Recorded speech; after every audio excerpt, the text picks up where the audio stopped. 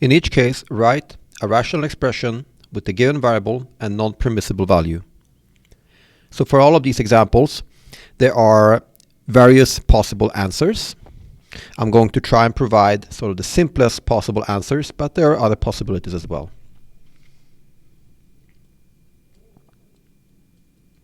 In A, the variable is x, and the non-permissible value is 0.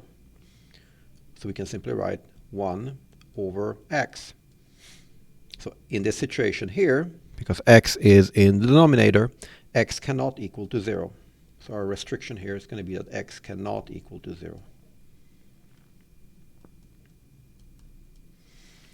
In B, this time the variable is b, and the non-permissible value is 1. So we want to write an expression in the denominator that involves the variable b in such way that if we would replace the variable b with the value 1, the denominator would become 0. So one possibility here would be simply b minus 1.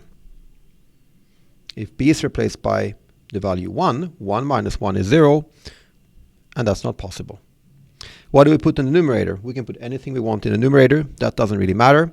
I'm just simply going to put a 1 here.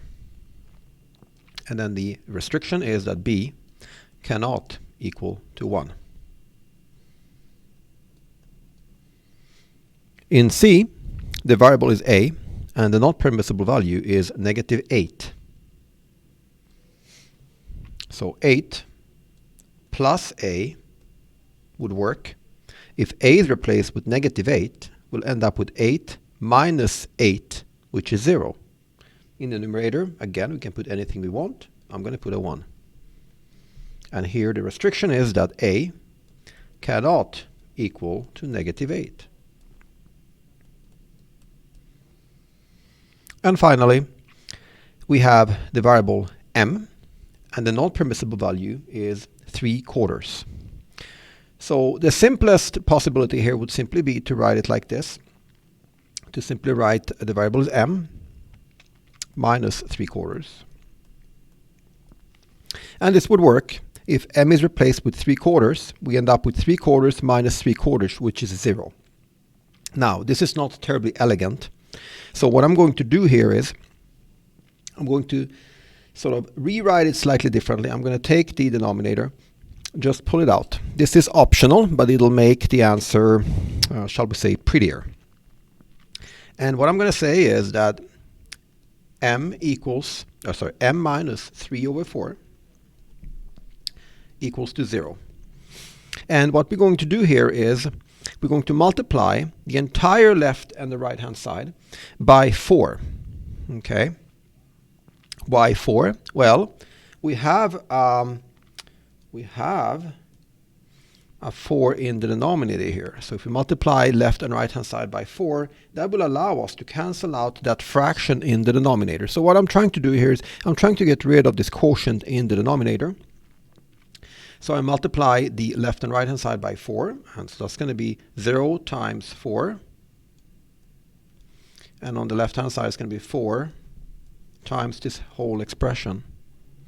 If I multiply the 4 into the bracket, I get 4m minus, and then I multiply the 4 times the 3. I'm not going to actually do the multiplication. I'm just going to write 4 times 3 over 4 equals 0 times 4 is just 0.